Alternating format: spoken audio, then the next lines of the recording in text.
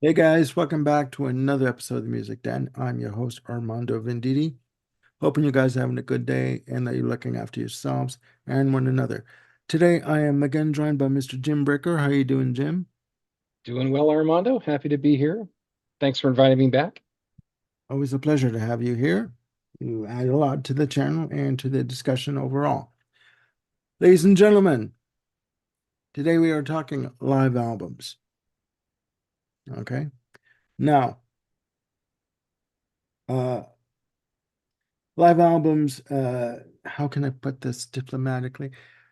Um, they can create a lot of debate, a lot of discussion. Are they necessary?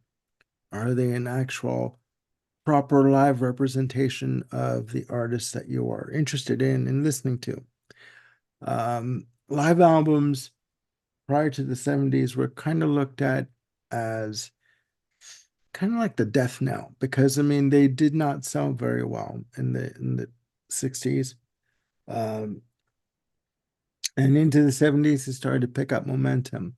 And there are many reasons why record companies and bands release live albums for, you know, a proper snapshot of a certain band and a certain time frame of their career. Some bands release live albums as a stopgap, between them working on new material for an upcoming studio release. But we're going to get into all that. And also, I should say, there's the debate. What makes a proper live album? Is it a single disc? Is it a double disc? Is it a triple disc? We'll get into all that. Okay. So, but to kick things off, I want to ask Jim your views on live recordings. Are they necessary or are they just for the fans? Or what is your view on this overall? Um, well, generally, I think live recordings can be essential documentation of an act. I mean, of course, totally depends on the act. Um, Mhm. if you've got people who are mostly just studio bands, then like a live Beatles album would probably not be that great, except for the fact of just all the screaming that goes on. So that it's Yeah. kind of fun just to have that sort of that snapshot of antiquity, if you will. Hmm. But then you get into there's dozens and dozens of bands who excel live and just they completely transcend what they're able to do in the studio.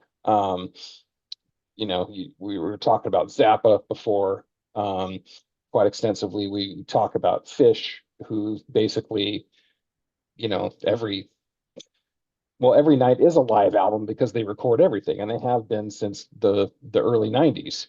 So they've certainly cornered the market on elevating the stature of live recordings to something that just has to be captured, and that has a lot to do with how they structure their set where not only is it a it's a different set every night. When they If they were to perform two songs night after night, they're going to be different just because of the tangents that they take. um Yeah. and it's that way with a lot of jazz acts as well. I mean, a lot of the Coltrane recordings out of the 60s are the live stuff is just hair raising just because of the fury at which he and that band performed. Hmm. Hmm. I'd this is kind of a waffly answer, but I'd say yeah, live albums are certainly essential depending on the act and depending on when it was recorded and what was going on in the what was going on in within the band at that time. No, I think your response is a valid response. De and it does depend on the act. Um, Due to the fact of, I mean, I'll share a bit here. I about a year ago picked up a Grateful Dead box set, massive live CD box set of 8 concerts that they did in the early to mid 70s. Okay. massive thing, expensive, $300, you know, mortgages were taken out, stuff like that in order to pay for it. Loans, etc., bank drafts. And I listened to it in the car one night with Bob. We went out for a drive and we put it on. We put one of the performances on.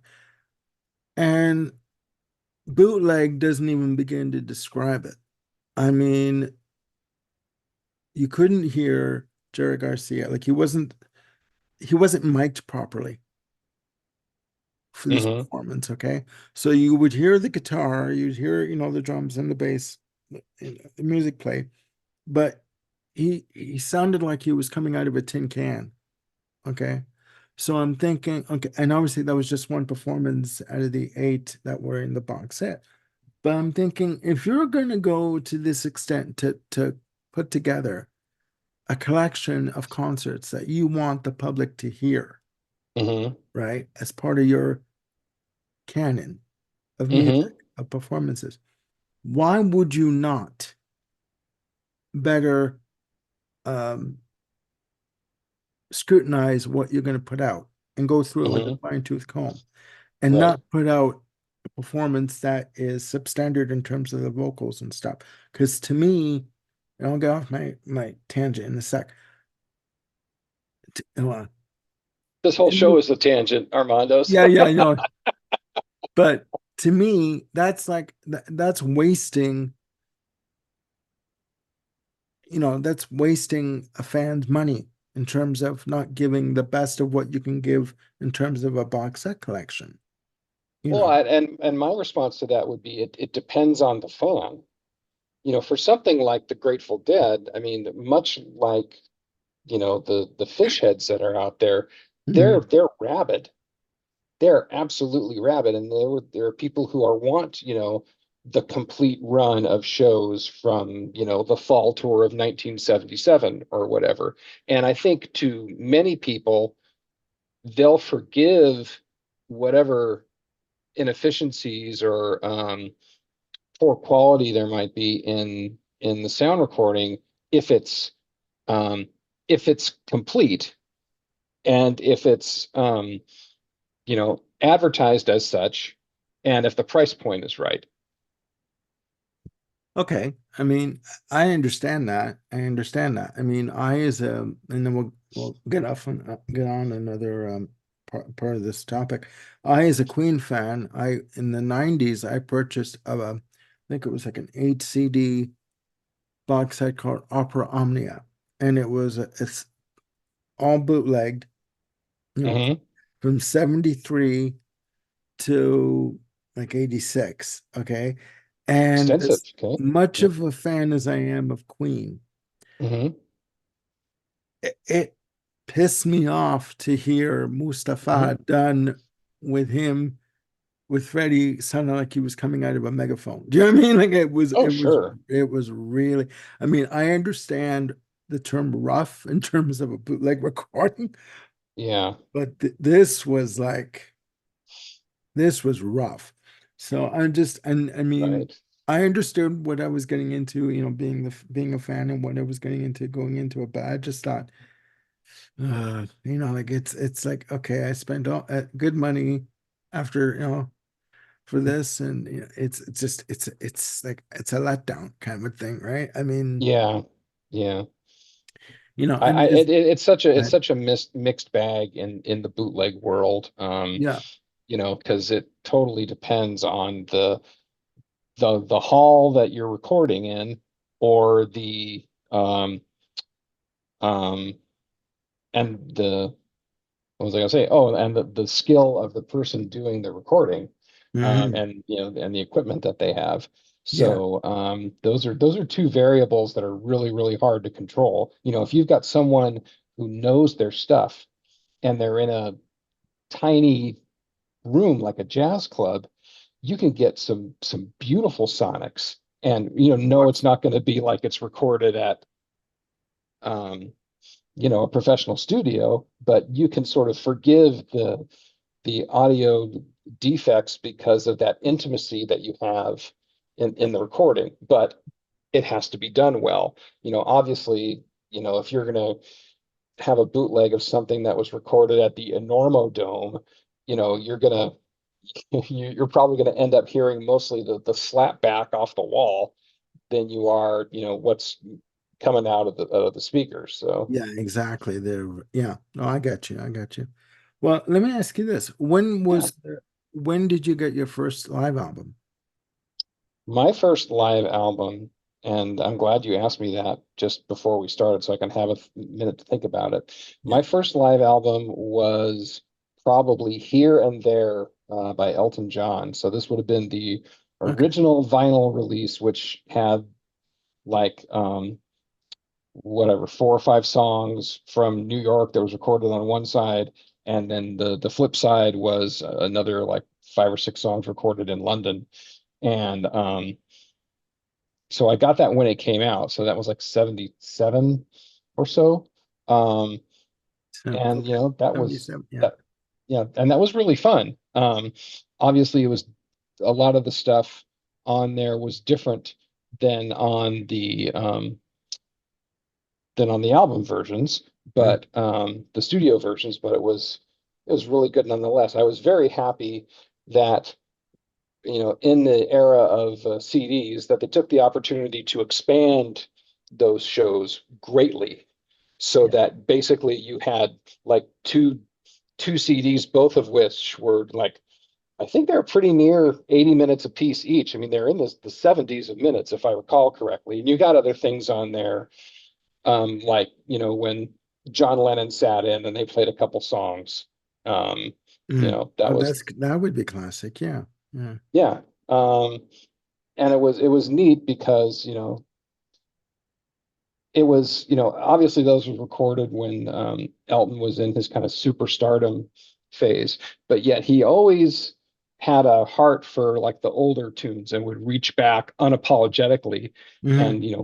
pull stuff out. The London show is great because it's got Skyline Pigeon and Love Song and some things like that are just some really deep cuts for the old fans. And he just I think he does it just for the affinity and love that he has for all the songs that he and Bernie wrote. He's not just like, well, here's what's on the charts and I'm only going to play that. Yeah, yeah, yeah. So Just play the hits and forget the rest of the catalog, which to me is a recipe for disaster. right. Myself, w- when I listen to a live album, well, it doesn't matter what the artist is.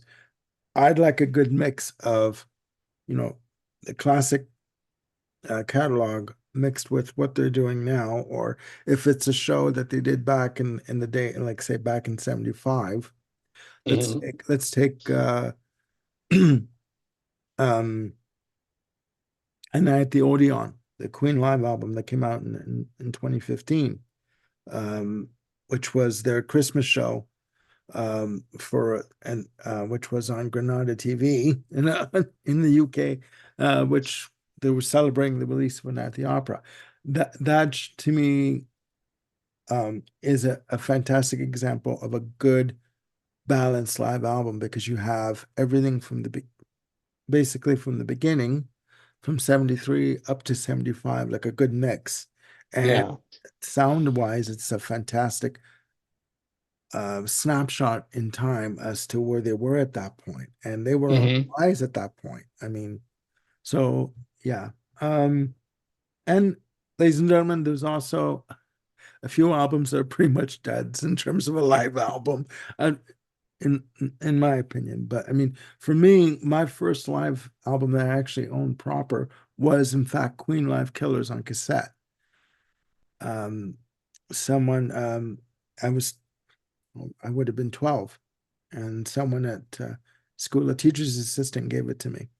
Hmm. She didn't, the only song she liked on it was Bohemian Rhapsody. So she really, really wasn't into Queen aside from that song.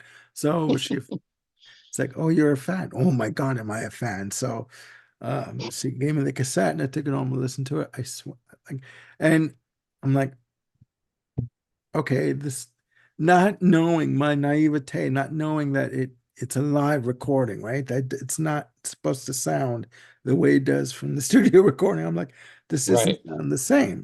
Not realizing, but I, got into it more, and I'm like, this to me was, it was a good representation of a live album. I mean, but look, I mean, and I do have a fondness for it. Like it's my favorite Queen, a live Queen album. Hmm. Um, I mean, when I do look back on it now, the production is kind of muddy, you know. Um, and Roger Taylor has gone on record saying the only thing that was live on that album was the bass and drums. Everything else was Okay. overdubbed. Like Oh my. he apparently hates that album. So yeah, I mean, again, it begs the question, what what makes a live album a classic album for an individual? Like what for you, what would make a good live album like a classic for you? Well, I think part of it has to be rising above what you would only hear in the studio. Is there that extra spark that's there, um, for the music? So I kind of have um, some notes off to the side here, and I don't have my favorite live albums, listed, but I've got, in this list of records that I just have always in my mind about like what changed my life, of the Mhm. 10 records that are on there, four of them are live albums. And I think the commonality there for all of them is that they they have something special that goes above and beyond what was either captured in the studio or what could be captured in the studio. So, Mhm. tunes that have never been recorded in the studio or never released, improvisational material, um, updated versions of things. Yeah. Um, so so it's hard to sort of figure out the formula that, if these things are all in place, I will give it like an A plus, just because in looking at my list, they're kind of all over the place. It's as I look at some of the albums that I like, it's sort of a mix of um, things that are samplers, uh, you know, like compilations of different shows assembled over time. Um, Complete shows, mostly complete shows, but the material is so fantastic that, I put it on the list.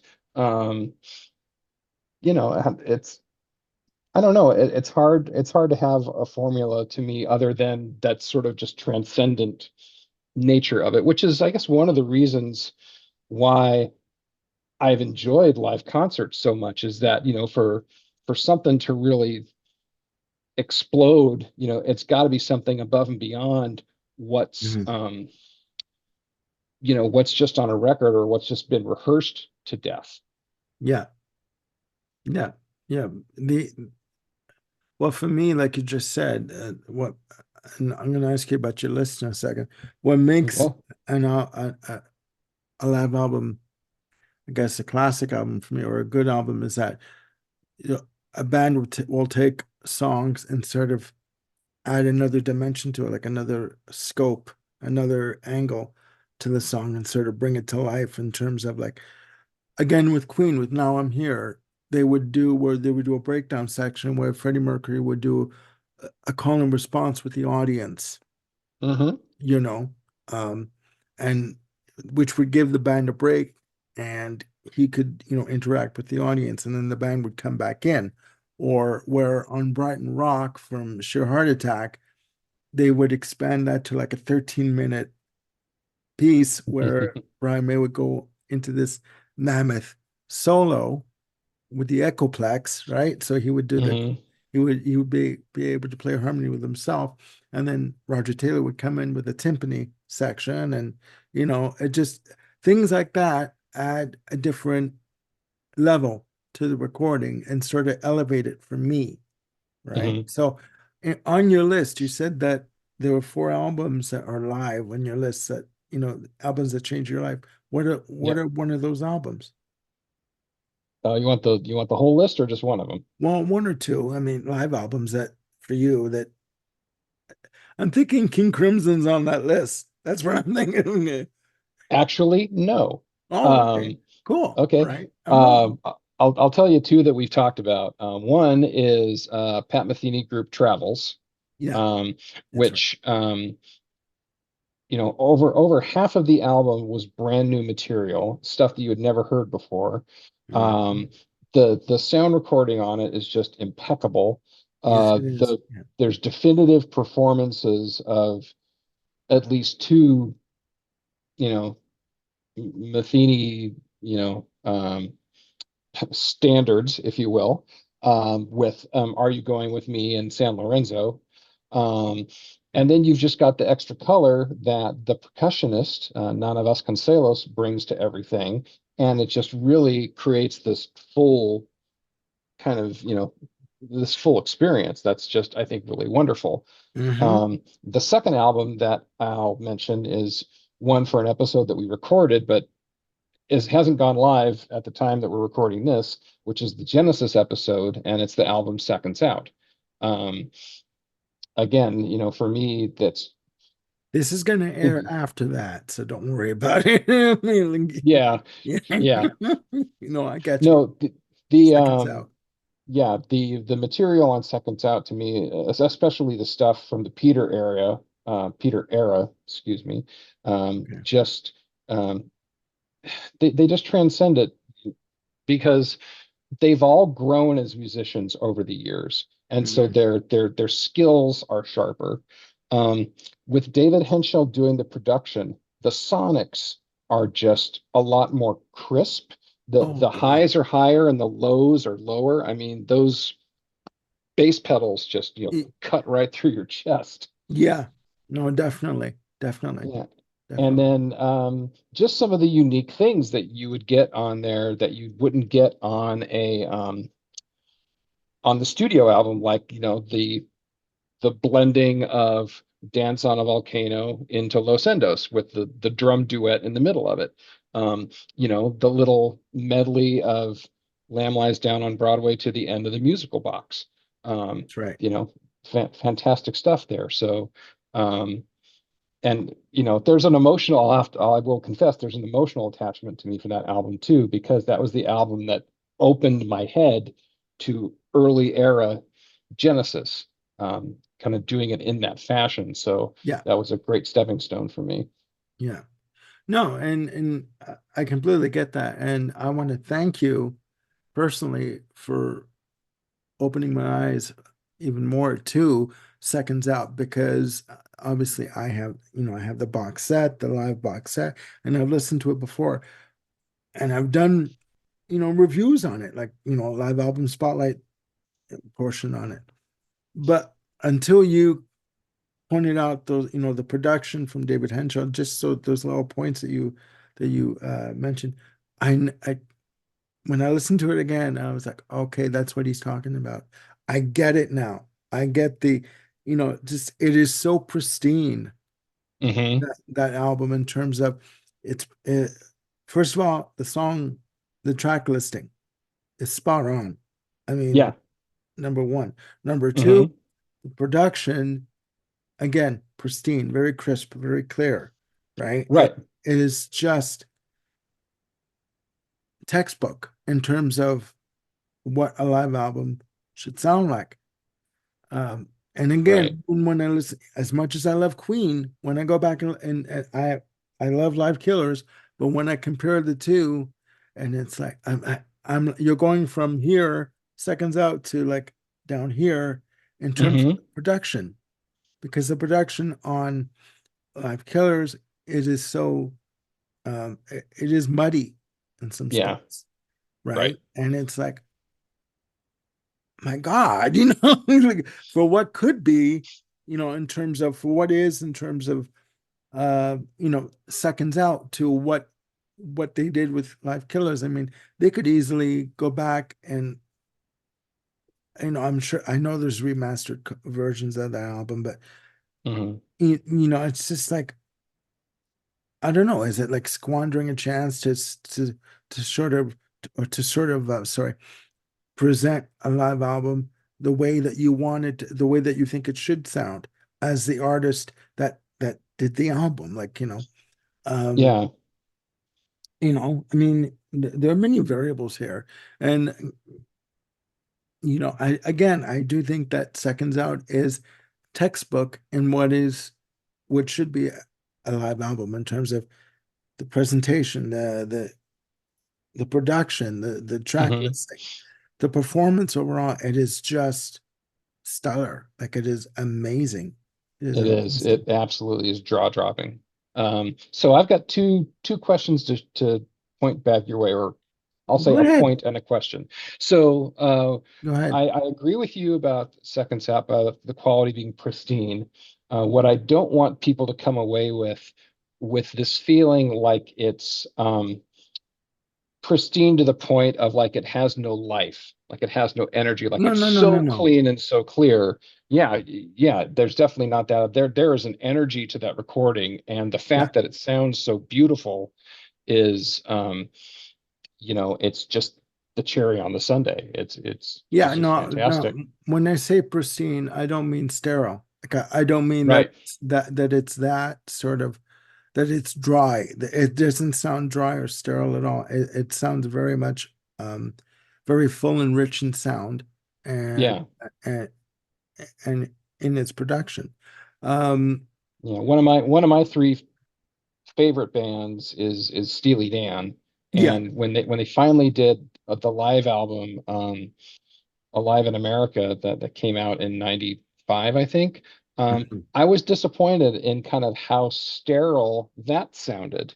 Now I know they went in and did some cheating, and recorded some stuff again in the studio. I don't know much. I don't know exactly how much cheating was done, but there's some tracks on that album that are firing on all cylinders. Green Earrings, Bodhisattva, the version and arrangement of Reelin' in the Years that's on there, completely fantastic. However, Hmm. Babylon Sisters, it's like, that's one of my top three Steely Dan songs, and it just sort of leaves me cold listening to it on the recording. However, being there at Shoreline Amphitheater in 1993 when they started playing Babylon Sisters, I lost my freaking mind because this is, was every Steely Dan fan's dream. They would come back and do that. So my I won't say my memory of the concert is lessened by what kind of came out at the live album, but Okay. it's just always feels like it's like, oh, there's a missed opportunity there. No, I get you. I understand that. I understand that. But no, Yeah, now here's my question to you. go You were on. saying before about Seconds Out, like great song list, Mm, which I agree it is. So one of the conversation points you and I have gone back and forth about is about the desire of a live recording to sort of capture the complete concert experience. hmm. And here's Seconds Out where they probably cut out three or four of the songs of from Wind and Wuthering that they were doing on that tour. Um, Probably if one or two of the other older Gabriel tunes, but it skips my mind at the moment what those might be. So where's the line for you in terms of I want to have the whole thing versus man, this was a great set list. What's the differentiator that can flip that one way or the other for you? Hmm. You had to make me think on a Monday, right? Like, We thank can you. come back to that if you like. No, it's fine. It's fine. It's fine. No, no, no. I know what you're saying. Um, this whole conversation, ladies and gentlemen, this point that my illustrious co-host is trying to make here, bore from the fact that we were talking about incomplete live shows, like bands that release a live album on one vinyl LP, like one disc. And Yep. my point was that I put forth to Jim. Can you get the full concert experience, okay, from an album that has, say, 12 tracks, when you know that said band or artist has released previous live albums that contain, say, 22 to 23, and in the case of Paul McCartney and Wings Over America, 28 songs. Can you get the full experience from a single disc? For me, getting back to your point, um, I'm gonna have to amend my point because yes, I want the full experience. I want the Hmm. full concert experience. But if, for example, let's take the case of Genesis with, Los Endos. Okay. Okay.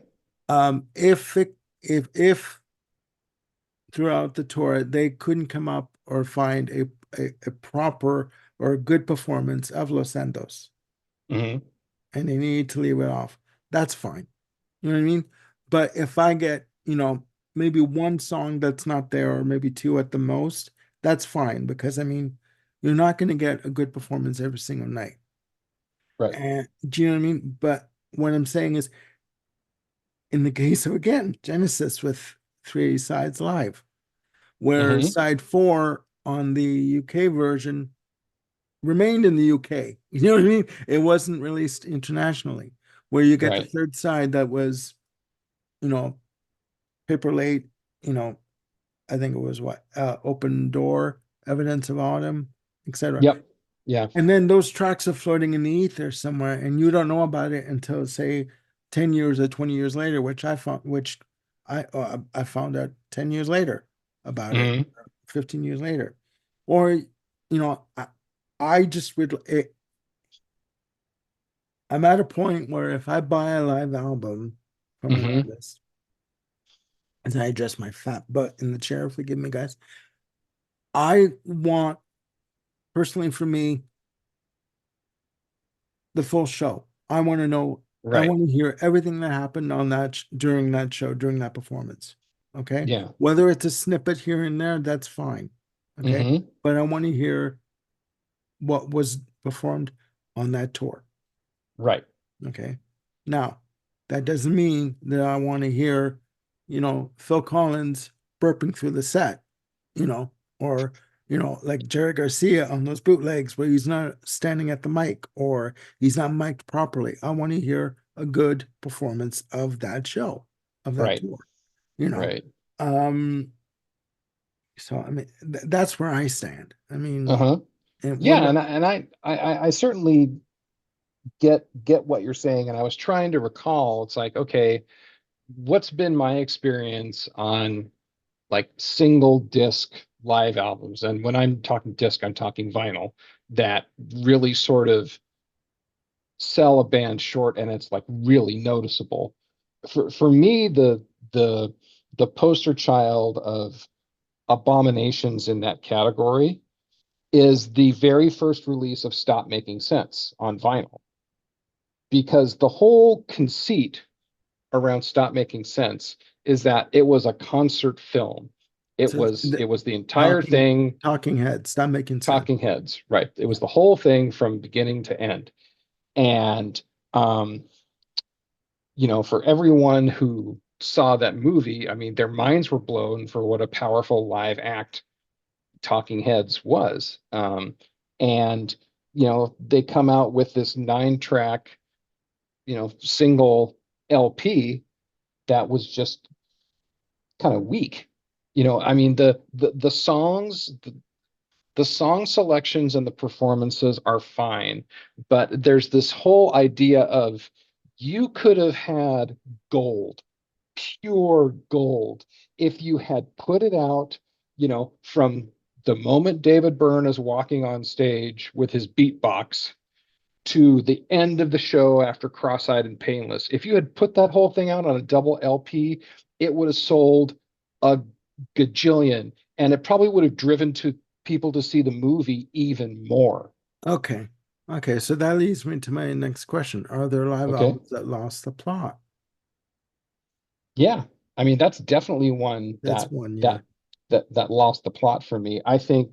Um I think Springsteen's Live 75 to 85 was a huge missed opportunity Hmm. because, again, there was all this pent up demand for the people who saw Springsteen in the small clubs and the theaters on the Born to Run and Darkness on the Edge of Town tours.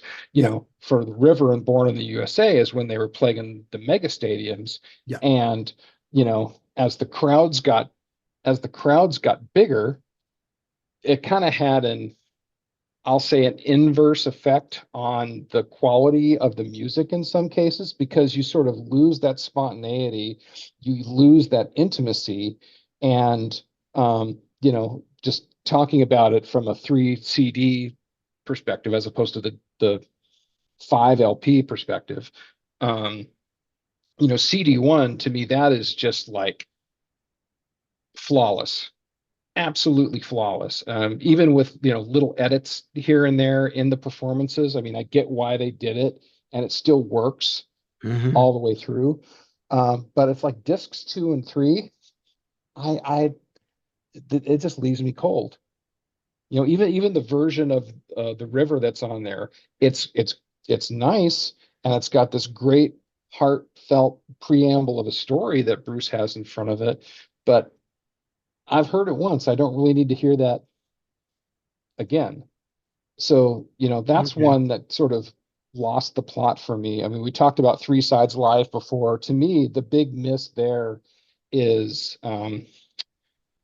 not only in the track selection, but the sound quality. It's just a little muddy all the way through. The Yeah, same I with would the agree. same with Exit Stage Left, which I love that album from a Mm. performance standpoint. I side three again with the guitar solo and the trees and Xanadu.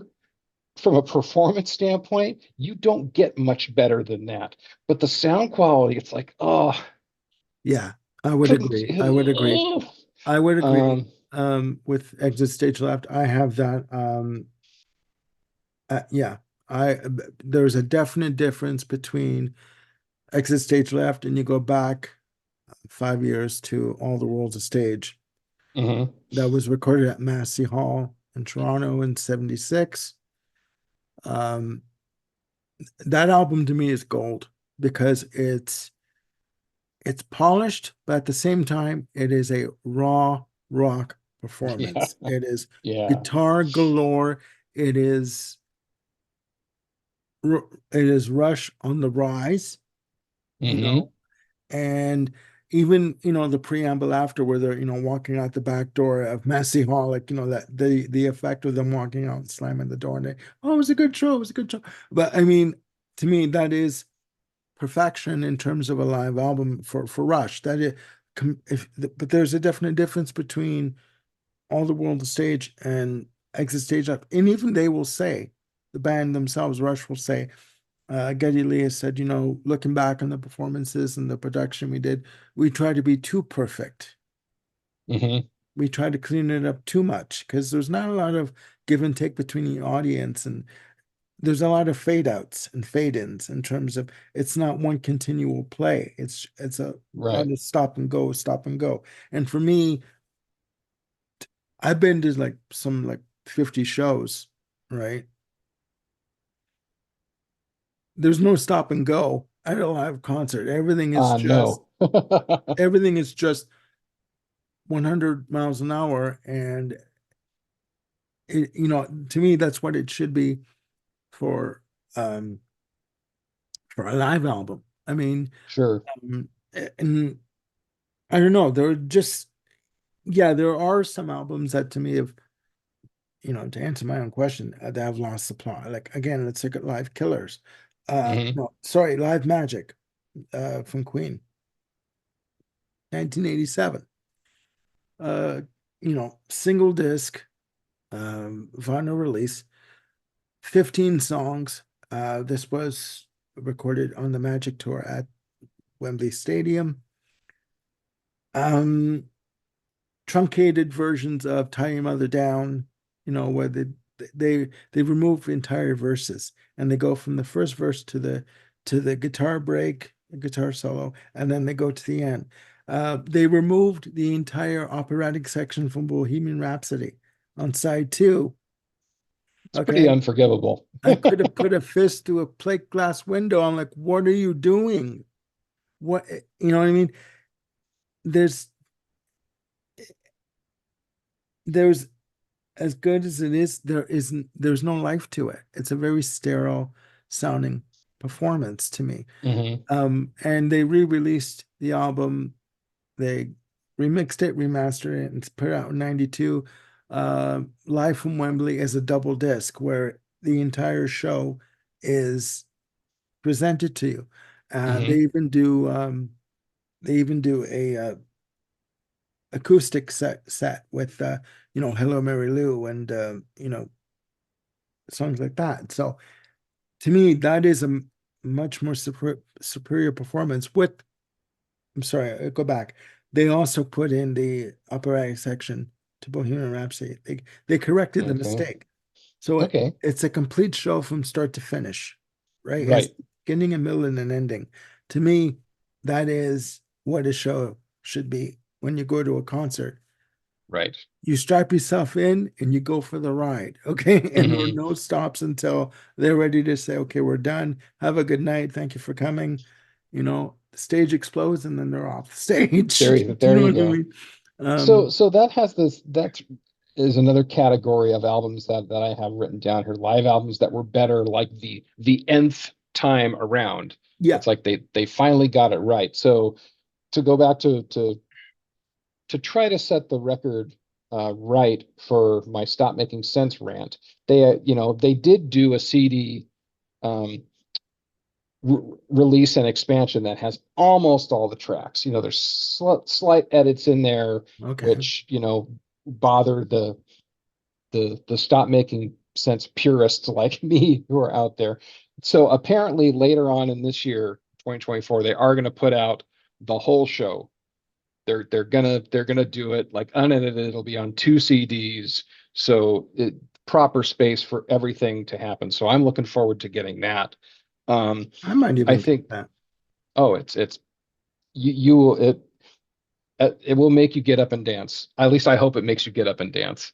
Hey, if I can get out of my wheelchair and dance, that'd be a hell of a feat. We can videotape that and put it on YouTube. Something I Okay. know I got you. Yeah, I know what you're saying. I know what you're saying.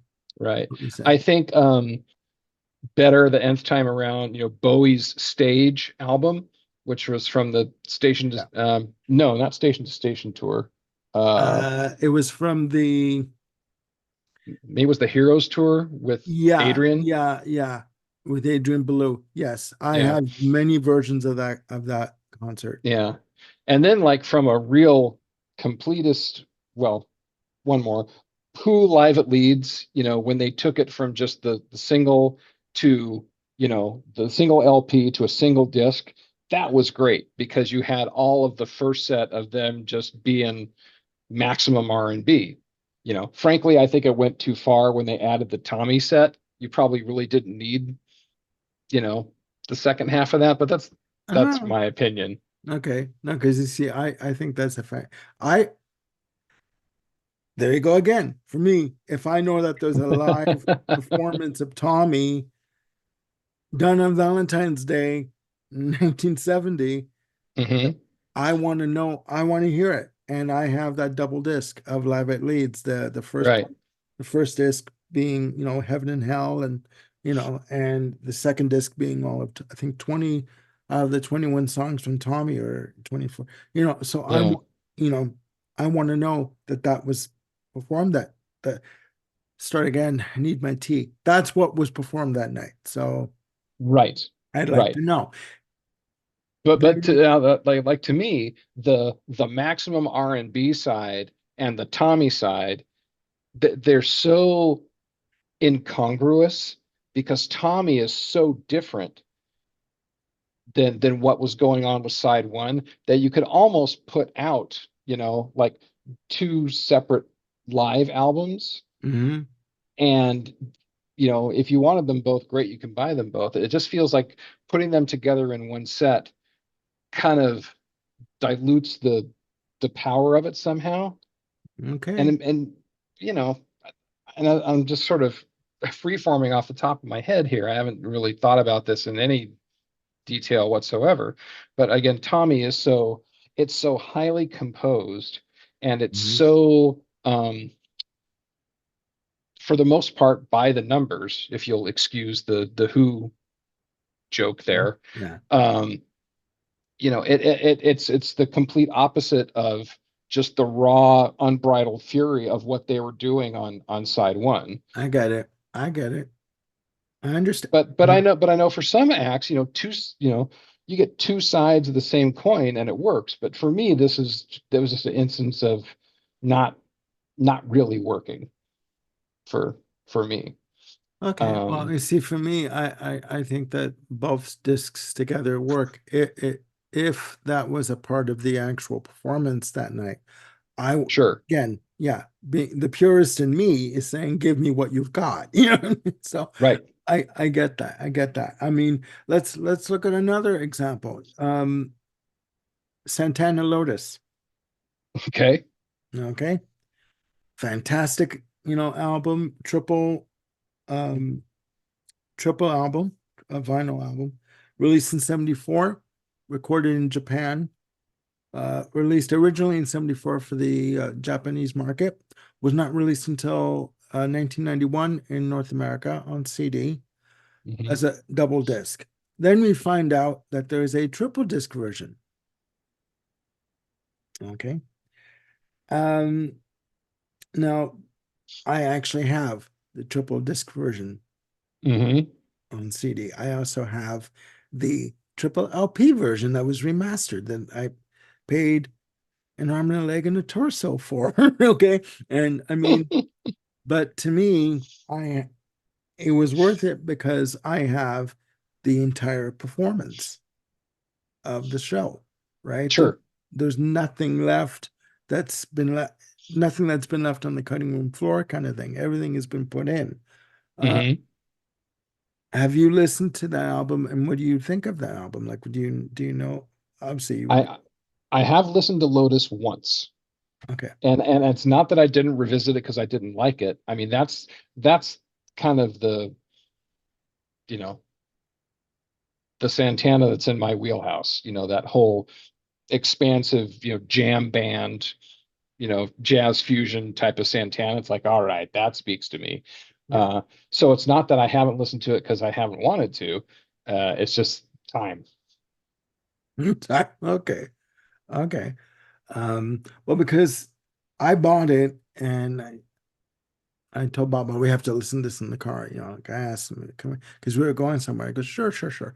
So we are listening to this and it starts off with meditation, right? And Hmm. it's the MC introduces the band in Japanese and meditation comes on and it's quiet. Like there's no music.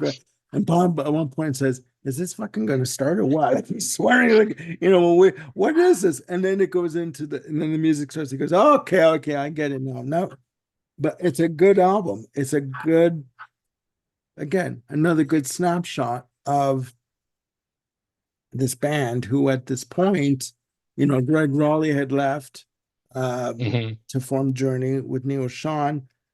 Um, it's a good snapshot of a band that's in transition, Hmm. right? To Yeah. go from one era, after Santana 3. And if you hear my dogs barking, I apologize. Bob just came home, guys. Um, to going into his sort of jazz fusion meditation kind with John McLaughlin phase, I think. You know what I Yeah. mean? Right. So I think it's a good album. It's a fantastic album, I should say. And it's a good transition album. You know, is it too much for the fans? You know what? No, because you can always listen to it in bits and pieces. Listen to, you can always listen to anything in bits and pieces. So I don't Right. think there's a lot for people to digest sonically. Uh, Hmm. I think that if he said, okay, you need to sit down and listen to this, You have to sit down and listen to this from start to finish. You can't get up and, do it. Then it's a lot to take in because it's a lot of music. But I mean, I think again, that's another example of a good album, of a good live album. Hmm. Um, I mean, there are other, I mean, let's go back to stages for a second. Stage, David Bowie. Hmm. Um, that album was recorded 1977, 78 on the oh my God, on the tour for Heroes. And the dogs Hmm. are distracting me here. Um, that the way that album was laid out by RCA, it was laid out, from 72. It was the tracks were laid out, pardon me, ladies and gentlemen, chronologically from 72 to 77. Okay. With Hang On to Yourself from Ziggy Stardust, starting off the album. So it went chronologically from 72 to 77.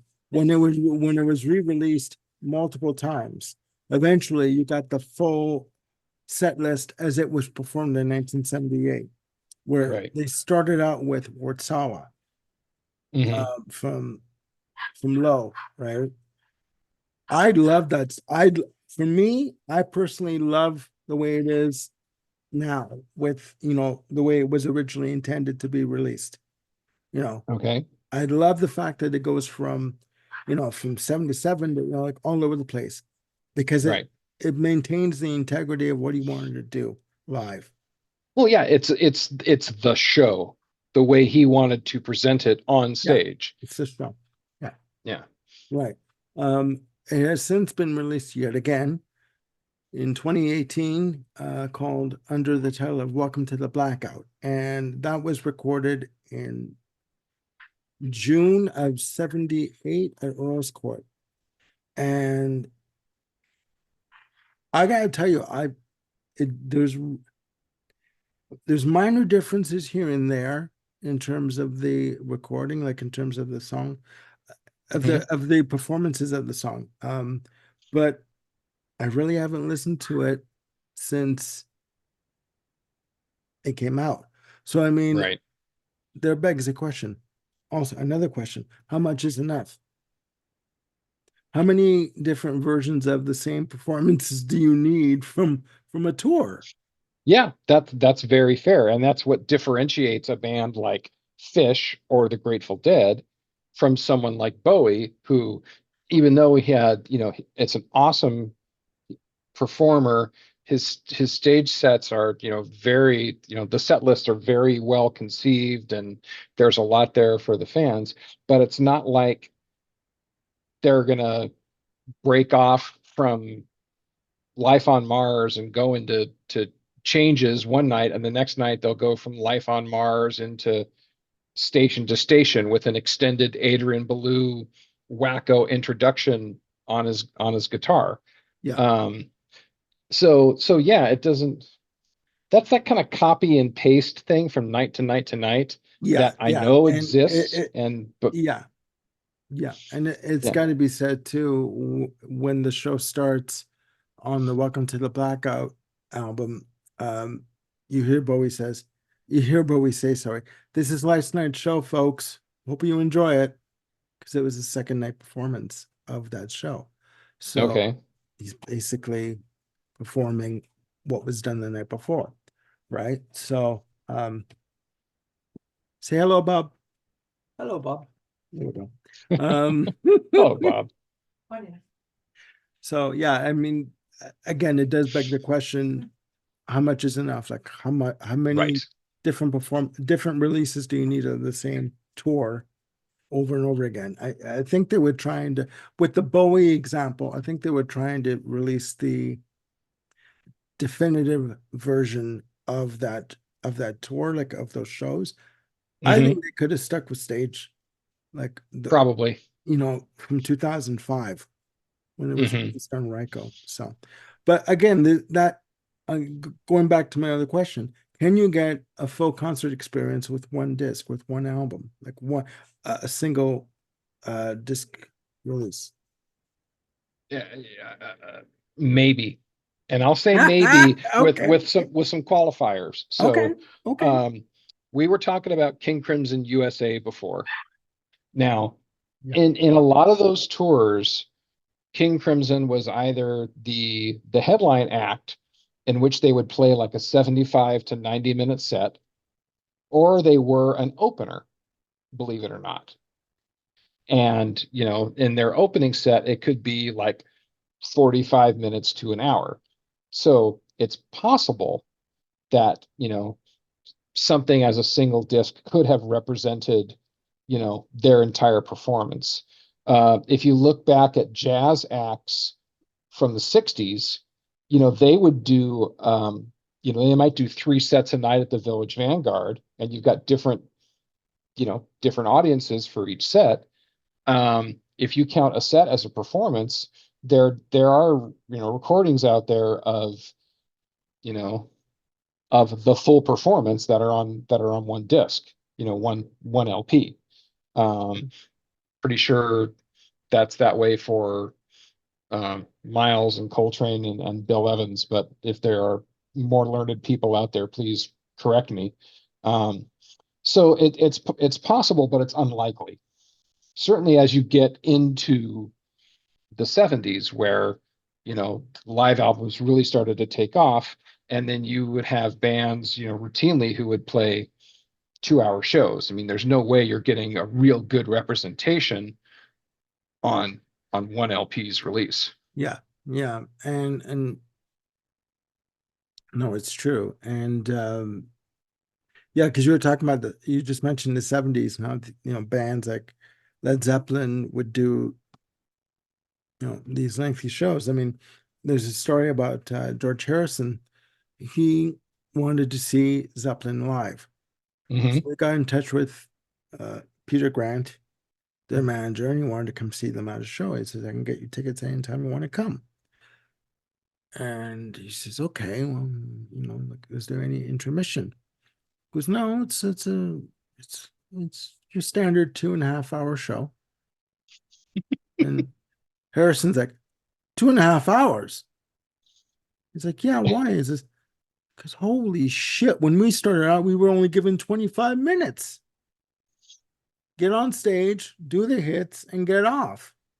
Like there's Yeah. no this, you know, 2.5 hours. I'm like, well, welcome to the 70s, baby. Basically is what he Yeah, was no told. kidding. Um, yeah, He no, left those days behind in Hamburg when you were playing 7 sets a night, you know? exactly, exactly, exactly. Right. And I mean, and also, ladies and gentlemen, I was trying to find information about when the first live album was released. And for some reason, Google could not give me any answers. I did find out that the first live recording is believed to have happened at Carnegie Hall in 1938. So it goes back that far, right? Mhm. In terms of live recordings. Um, Here's another question for you. What's your view on overdubs? Well, I guess I don't mind as long as they're upfront about it. Again, it depends on the purist in me would say, no, I don't really want overdubs. But again, if you're like correcting a flub note, you know, or 12, I mean, maybe it would help. There's 3 Sides Live. I mean, there's no overdubs on that, and you've got Tony Banks doing a major flub in the it's either in the Cage or Cinema Show. There's one big keyboard note flub. It's in the Cage in his Okay. solo, and it's like, yeah, they could have repaired that, and it would have sort of taken the stank out of it. But the fact that they didn't and left it in there, I'm kind of okay with that because it humanizes them, for crying out loud. You Yeah. know, there's um when Crimson was touring in like 2016 or 17, they would be releasing like um a recording from last night's show, not the full concert, but like a song. They would release a track list, they would release a track on their website. And there was a Tony Levin is a notorious blogger, and he was posting about, well, I think I may have, committed like the greatest clam of my life last night, where he came in like a 16th or a 32nd too early with the baseline of the construction of light. Okay. And because that piece is so tightly interlocked, it kind of threw everything off. Really? So one note, one mistimed note Yeah, play screwed everything up. yeah. And it was interesting to really hear he and Fripp and Jocko try to kind of recover where they were going to take the tune. And they eventually did, but boy, it was a journey to get there. And I remember posting a comment on the DGM website after Tony's blog, and I said, "Now, guys, that would be a recording to release, just to hear, Crimson do something human and normal." And you Mhm. know what? They did. I have I Really? have I have no idea if my comment Okay. pushed that or if they were already going to do it or what. But yeah, they put that out there, and you can hear the train wreck and its recovery in flight, and it's fascinating. I mean, um yeah. I've heard recordings where people, they'll start a song and they'll mix up a note or they'll play the wrong note and they'll stop and start again. And they'll say, ladies and gentlemen, we're going to do this again. We screwed up. Sorry. And then they go into it again. That's fine. I mean, I understand that, that's part of the live experience. Um, sure, right. but there are bands, which I will name, that have gone in and have recorded whole parts. Classic example, Kiss Alive. Hey, exactly, that is the poster child of Released September 10th, 1975, it's the poster child. Yes, yes, I got the reference. Okay. You're hilarious. Okay. And they released this what was considered to be among, well, of course themselves, but among other, you know, live album aficionados, that this was the ultimate classic live album because it had everything that you would want: drama, music, explosions, audience reaction.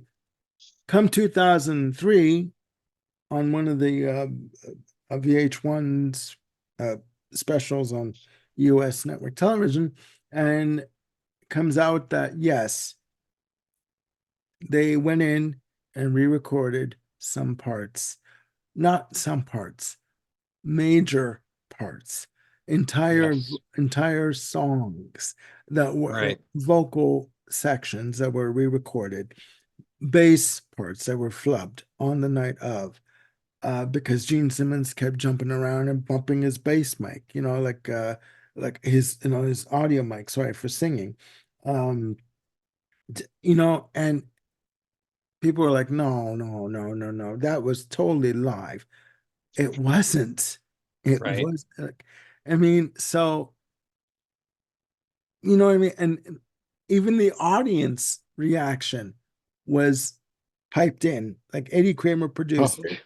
He had to add in extra loops of audience reaction because there was just not enough.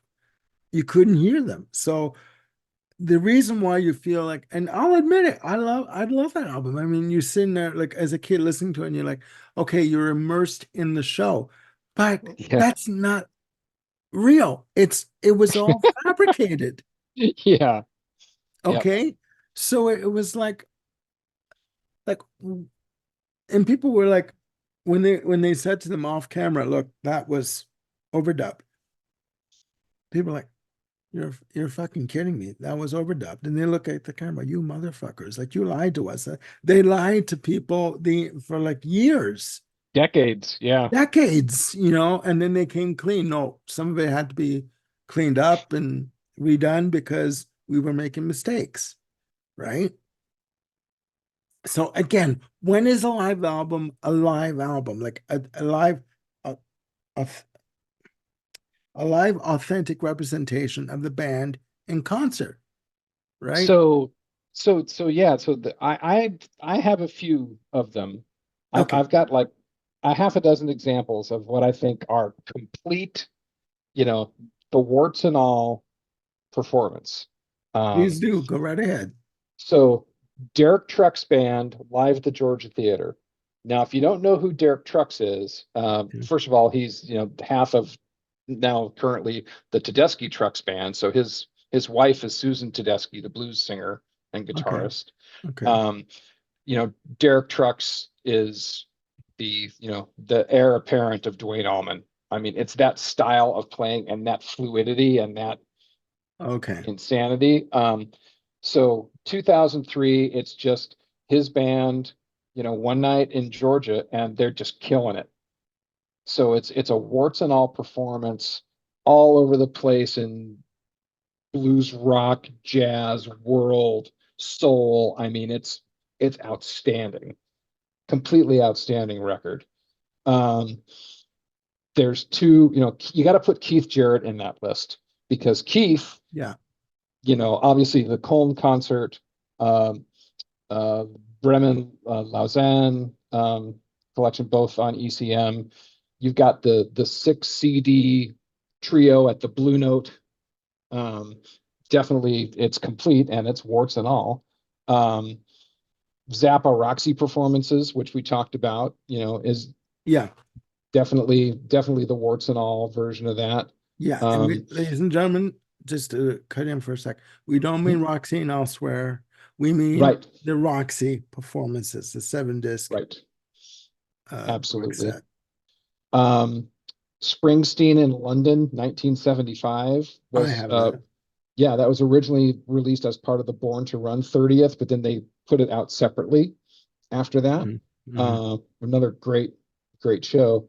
And then I know that there's more out there. And again, tell us what I'm forgetting or what Armando doesn't mention. But my last one is Jellyfish live at Bogart's, which was their Ah, yeah, when they're on the Belly Button tour. And Bogart's was a club in either San Diego or the LA area. Great performance. A lot of the stuff from a lot of the live performances from the fan club box set, I believe, were taken from Bogart's. Um, so it's great fun. I mean, my affection for Jellyfish runs very yeah, deep. yeah. And Jellyfish power pop band, fantastic. Andy Sturmer, yep, is it Roger Manning. Yep. Richard Manning? Yeah, just fantastic. Yeah, yeah. No, no, it's So good. what about for you? What are some like complete warts and all albums that stand out to you? Well, okay. How can okay? Um, Queen Live at the Rainbow, Okay. 1974. Recorded November November 28th, 1974, on the Sheer Heart Attack tour. Fantastic. Again, warts and all, heavy rock album. Uh, I would have to say um, another album that stands out is Wings Over America. Yep. Fantastic representation of the band at that point in time and doing some Beatles, I was going to say covers, but he was in the Beatles. Can't say covers. So Yeah. Beatles We'll let them have classics, those. Beatles classics, because again, you have the band and then you have them sitting on stage with the acoustic guitars and doing some acoustic numbers together. Hmm. As muddy as it is, I do like Live Killers, but I do know that there's some tracks that were omitted from the song listing, like Somebody to Love, and Mustafa, you know. Um, you know, Zappa at the Roxy is a good performance. Roxy and elsewhere, or you mean the Roxy performances? The Roxy performances, Right. Yeah, and I also mean the movie itself, like in terms of, um, warts and all for, I would say, this is a bootleg. Oh no, no, I won't touch the bootleg one. This is, oh God, How the West Was Won, Led Zeppelin. I was gonna talk about that. Yeah, I mean, I have again a whole nother like subcategory Let's of talk about that. their compilations, but it gives the complete feel of a show. That's right. Like, for example, okay, another tangent alert. Let's go. Okay, hold on a second here. Right? The song remains the same. Okay. 1976. All right. When I first got that album on vinyl, yes, vinyl back in the day. Yep. Okay. I'm looking at the track listing on the back, 9 songs. No way in hell did a Led Zeppelin concert consist of 9 songs in the set list. Even I knew that. As much of a novice as I was for Zeppelin at that point, I knew Yeah. damn well that there were more than 9 songs. Okay? So out comes How the West Was Won. Okay? Ooh, savage. Holy shit. Triple disc, massive. What, 18 songs? Something Sounds like, about right. Yeah. yeah. And I did a show on the comparison between the song remains the same and versus How the West Was Won. To Right. me, my very humble opinion, and it's very humble, How the West Was Won is a complete performance. It encompasses everything you want to hear during a Led Zeppelin show. You have, the hits, you have the deeper cuts, Since I've Been Loving You. You have, yes, the mammoth 30-minute version of Dazed and Confused. But you also have the acoustic moments where you can literally Yep. feel that they're sitting on the stage, all 4 of them playing acoustically, and the audience is getting into it. The band are into it. They're getting feeding off the energy from the audience, Yeah. and vice versa from the audience to the band. From the band to the audience. It's a complete show, in my opinion. Hmm. It And trumps. It trumps. Pardon that word. It trumps The Song Remains the Same by miles. I'm sorry. absolutely. I mean, not only in terms of just content, in terms of the amount of songs, but I think the performances themselves are just a whole nother level. I believe I Stratosphere. recall hearing Robert Plant saying, "Yeah, those Madison Square Garden shows were not our best." No, no. And they admitted it. They Yeah. admitted it. And so did Jimmy Page. And he admitted it afterwards. Because I think, and that's where we circle back to where we say that some live albums are released as a stopgap between one studio album to the next. Hmm. And this kind of pisses me off too, because they're released to placate the audience, to keep them interested, Well, okay, yes, until but is that necessarily wrong? I mean, for someone like Zeppelin, you know, obviously word was out. They were legendary live. If you never had heard them, never had the chance to go to a Zeppelin concert, is it just cash grabbing, or is it sort of a valid, I th- placeholder release? I think with the experience over time with listening to them, no, I don't think I think it's a cash grab when they keep re-releasing stuff from the same Okay, yeah. era, and they will, let's say if they release, say, 3 versions of The Song Remains the Same, right? And with each release, it's like the definitive version Hmm. or the complete performance, Yeah.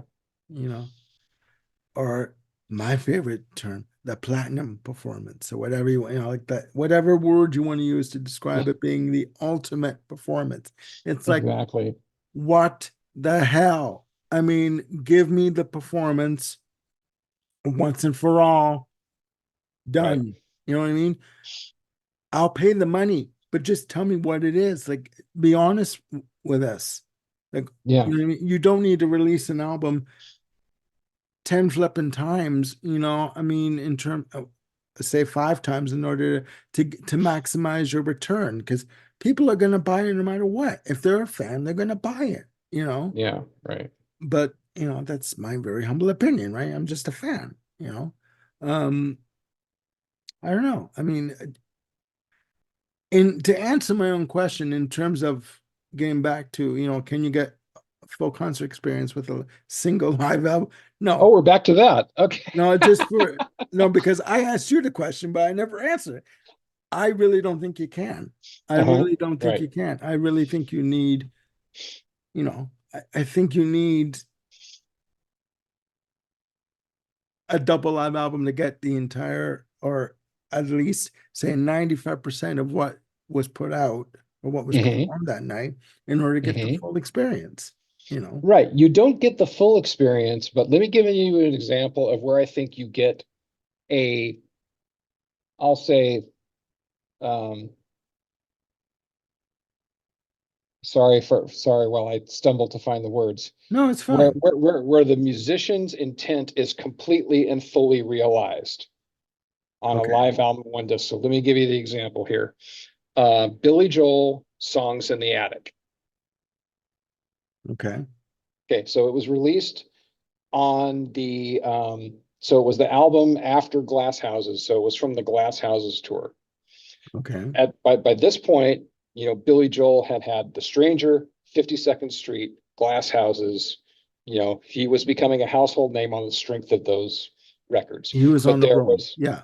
yeah, but there was a whole back catalog of stuff that he was very proud of, but a lot of people didn't know. So his intention in releasing Songs in the Attic was to put a collection out there that just featured these older tracks. And he did it very smartly in terms of the fact that one, I don't think in a massive hall, he grabbed a recording of Miami 2017, which requires that big production, that big sound. However, in like a very small club, again, the same tour, Mhm. you know, he's doing something like Summer Highland Falls from Turnstiles. So he was very smart at picking songs and venues that really maximize the performance together. Um, and it's a fantastic live album. You know, as long as you're not expecting this is a representation of what a Billy Joel show is. It's like, no, these are snapshots of some of Billy Joel's songs that you probably missed along the way. We're just doing it for you, you know, live. Okay, And no, then that has its I, own life and energy as well. yeah, no, I understand that. I understand that. To me, that's different than say doing an out like do setting out to record a live album, Hmm. record the show, and you've got material enough for a good double album that will pack a punch, but then you remove, say, out of 20 songs, you remove 10 and you just do the 10. It's like, and you leave the rest on the room floor. It's like, no, there's got to be more. Then I want to hear the whole thing. What you're Right. saying is a different situation where he cherry picked various songs that he wanted to promote again, like to put out again that maybe people didn't know. Hmm. Um, that's very different. I'm going to check that album out. Actually, I'm going to look that one up and get it. Now you got me thinking about it. Now I'm going to do that. So yeah, no, I mean, yeah, no, I understand exactly what you're saying.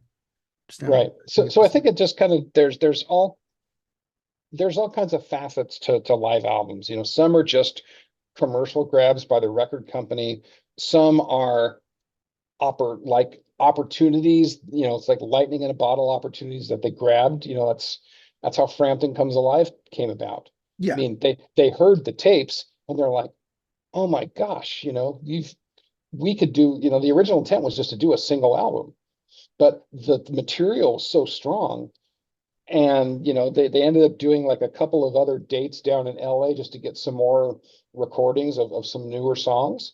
And that's Yeah. where you get the live album from. Frampton Comes Alive is a combination of Winterland and like a few other songs that were recorded in the LA Yeah. area. Yeah. I think And like that album Maybe I Love Your Way might have been one of them.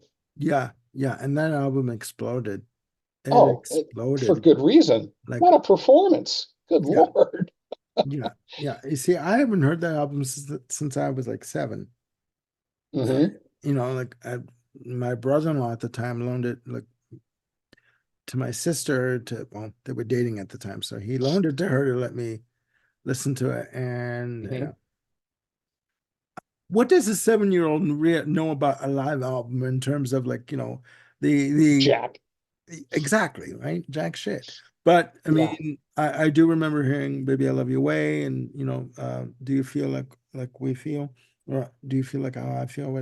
I think Yeah. that's the name of the. I do remember the album, and it was huge. It. Uh, there were people have said, Kiss Alive is looked at as the live album that saved the record industry. I think Phantom Comes Alive is the album that saved the live record industry in terms of, because there were, if I remember this correctly, record companies put within record contracts a condition that you had to have a live album to record. Like you had to record a live album as part of your contract agreement in order to Hmm. fulfill it. Right. That didn't come about with, you know, but with Kiss Alive, like after Kiss Alive, I think it was after The Strength of Frampton Comes Alive that's what Right. was going on. So yeah, no, Oh, and it just came to me about what we were talking about the single live yeah, records. Um, I'll use the word poster child. Cheap Trick live at Budokan. yeah, So the single album is of course a classic, from okay, yeah, 78, I think it is 79. But they 79, have yeah. yeah, but they have gone back and they've released the entire show, on a CD or whatnot. So my Mhm. question is, and I ask you this hoping that you've heard it, because I haven't. My question is, with the full thing there, does that add enough? Does that uh, cover the sins of the incomplete performance released from the past Regarding Budokan. regarding Cheap Trick at Budokan, right? And maybe you haven't heard it, and I don't. I have heard some of that. I do think that it does redeem the album. Yeah. Uh Okay. the fact that it was I do like the fact that they went back and re-released it, re-released the full performance. Again, give me Hmm. everything you've got. They've obviously cleaned up the sound on it, because I do Right. remember that the first recording, the original, to me did sound a bit muddy, slightly. I mean, but again, Mhm. that could also be because with Budokan, you're dealing with theater in the round, right? Because the Budokan I theater, think so. you've got people, you've got seats all around you, like the stage is in the center of the arena kind of thing. So they Okay. sell the because when Queen performed at again, the Queen reference, when Queen performed at the Budokan, they sold the seats around the behind them as well. So there was like this you could never release a Queen live album from the Budokan because there was like this massive wall of sound of people cheering. So you couldn't get a good proper performance, right? Hmm. So um I mean, yeah, I think they have redeemed themselves with that live recording. I think they have. Okay. Did you have as a young Armando, did you have Cheap Trick live at Budokan? I got it in my 30s because a friend of mine gave it to me Oh, okay. All on right. vinyl. Yeah, why? Why? I guess the thing that comes to mind is, again, does that album need redeeming? Is it so, was it so impactful and so kind of perfect on its own that adding more to it just kind of robs it somehow? I think it enhances it. If you're a Okay. fan of the music and you're a fan of the band and you're a fan of what they've done, I think you just want, as a fan, you want more. I think it just enhances what's already there. Hmm. Um, I think on the reverse side of that coin, I'll mention Queen again, what Queen did with Live Magic, where they just truncated versions of their of like Tie Your Mother Down, etc. And just I think they did damage to the, Hmm. to their to their career in terms of a live act. So Gotcha. there's two sides of the coin to that. There's two answers Hmm. to that. Yeah. Yeah. Along those lines, I was very happy and very much looking forward to the 40th um, release of Moving Pictures by Rush, which Yeah. included two CDs of like the full Toronto a concert. full performance from Toronto. Yeah. And Maple Leaf Gardens. Yeah. yeah, and I don't recall off the top of my head if it's one night or if it's a couple of nights, pasted together. I believe it was recorded March 31st, 1981. Um, Okay, the full performance. Uh, right. I guess the reason that I bring it up yeah. is that even though it kind of fulfills a fan's dream of like, okay, I've got the final show, the full show, I could hear really everything that they were doing that night. If you put them both in front of me and say, what would you rather listen to? I'm going to go for Exit Stage Left. You see, I'd go for the Toronto performance. Yeah, and it kind of puzzles me that I would choose Exit Stage Left over the full thing. Can But I you guess there's just it's maybe it has to do with again that emotional attachment that you can have to music, because I've got all kinds of memories of listening to, my friend's cassette version as we're driving around town in his truck, listening to, Exit Stage Left and having our minds blown. So maybe even though they've improved upon it by releasing the full version, I kind of think of them now as like two separate entities that I'm glad I have the choice. You see, yeah, you see, and to me, I'm glad you brought that up. I completely forgot about that concert. And I have it. Big surprise. Um, I I have gone on record on this channel as saying the Toronto performance should have been released as Exit Stage Left Hmm. because it has the energy, the finesse, the spark, the professionalism, warts and all. It is in that performance. Yep. If a guitar solo went for a minute 50 seconds more than it should have, so effing be it. If a drum solo went 2 minutes shorter or 2 minutes longer, so effing be it. We'll get it. It's a performance that is rich and it's full. It's explosive, Hmm. and I mean, this is how raw it is. It does the fade in on the beginning. You've heard it, right? Um, you've heard the ending is a dead stop. There's no fade out. It's just a dead stop. Hmm.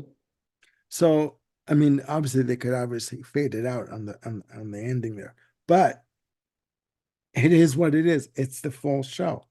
It's the Yeah. full show, and it's the nuts and bolts are in there. The performances are fantastic.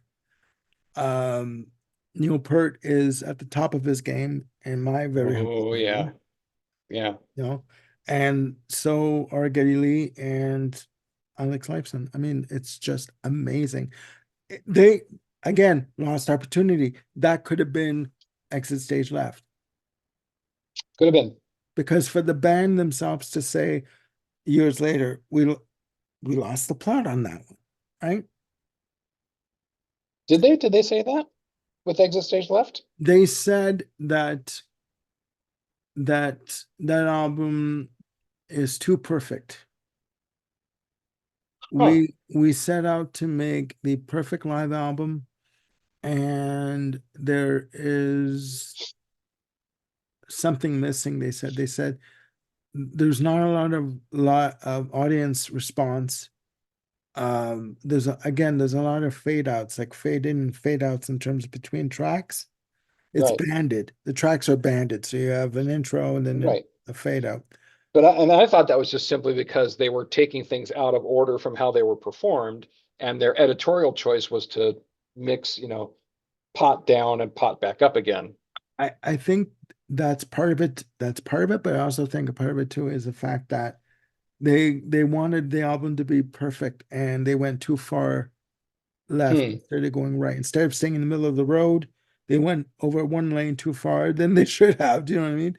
Okay. Um, and again, and guys in the comments below, please put what you think of that Toronto performance because you can get it on the 40th anniversary edition of Moving Pictures. But I Absolutely. think that if they did release that as the definitive version of Exit Stage Left, Stratosphere, it would have taken off.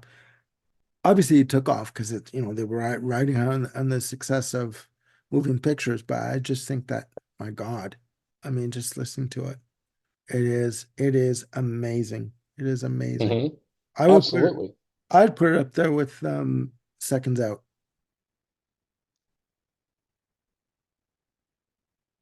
I wouldn't, just because of the sound quality. See, to me, From a performance standpoint, I would hold side three of Exit Stage Left on the same league as side four, Seconds Out. But just because the sound quality is just on Exit Stage Left doesn't approach the heights that Henschel was able to give stuff on Seconds Out. okay. That's the difference to me. Well, okay, different band, different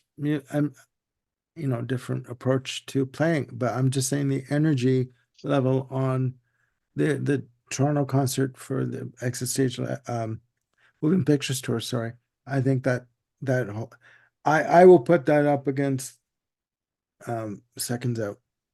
Yeah, You know, I get where you're coming from. The energy on that album is just phenomenal. yeah. Do you have it Absolutely or phenomenal. you just heard listen to it? Like, Exit Stage Left, I have it. I have no, it. I have the moving pictures. oh, the 40th anniversary. So you do have the 40th anniversary. I do. Yep. Okay. Okay. So you know what okay. All right. I thought maybe you already at a friend's place or something. Okay. Um, No. well, I mean, there you have it, ladies and gentlemen. In terms of live albums, uh, there are no right or wrong answers. I mean, everyone's got their opinions. There are those that don't even like live albums. There are those that, like my brother, believe that, and quite naively so, that bands don't sound the same live as they do in the studio. Well, I had to point out to my brother that's why they say in the back of the albums produced by. It's a manipulated sound. Okay. So there you go. There you go. But again, we each have our opinion. Please put in the comments down there, down below, your opinions on live albums. Should they be double albums? Should they be triple albums in the case of Wings Over America? Should they Or be yes shows. or Yes shows? There we go. We forgot about Yes. Yeah. We'll talk about that another time. Should they be, 7 discs worth of music in the case of Frank Zappa? Or should they be brought down to a single disc? No right or wrong answers, just opinions. So, ladies and gentlemen, again, I want to thank, you know, Jim for coming on the show and having this rant with me for this episode. Let's do it Um, again. we will. We will be back in a few days because we're going to be talking about Pink Floyd. And the topic is this still Pink Floyd? We both have our opinions. We are going to go into a bit of the history of the band, what happened within the band. It is public knowledge, but we will go into the history of the band. And my one question to everyone out there, does one band member have the right to control the productivity of the rest of the band members. Should he or she leave the band? Should the band continue? So I'm going to put that question out there for everyone. Again, I want to thank Jim for joining me, and I hope I didn't bore you too much with the topic today. Not at all. Okay. It could have gone on and on. I'm glad you picked that place to stop. Well, there could be a part two on some level. I don't know, This but is true. yeah. Yeah. Yeah. But again, we kind of went off on tangents, but we wanted to make it, ladies and gentlemen, but we wanted to make it more of a free form kind of a conversation. We didn't want to structure it too much. And I think we succeeded. So, I think so. on this topic. So again, everyone have a good night. Please click like and subscribe and hit the notification bell to keep yourselves on top of any new content I've got coming up. We will be doing more shows. Jim and I together, and Bill Schuster and I are going to be doing some shows together coming up in July. We're Hope going so. we're going Fingers to be crossed. discussing, yes, we're going to be discussing this next week when Bill comes back from Chicago. We are going to be talking about our doing a show, a series of episodes on our 31 perfect albums, top to bottom, no all killer, no filler. And I've got my list ready. Uh, I know Got my list. I'm ready. Jim's got his list ready. Thank God for that. And I know that Bill's got his list in somewhat order. So Yeah. actually, Bill's in Chicago seeing Joe Jackson. Uh, so, Okay.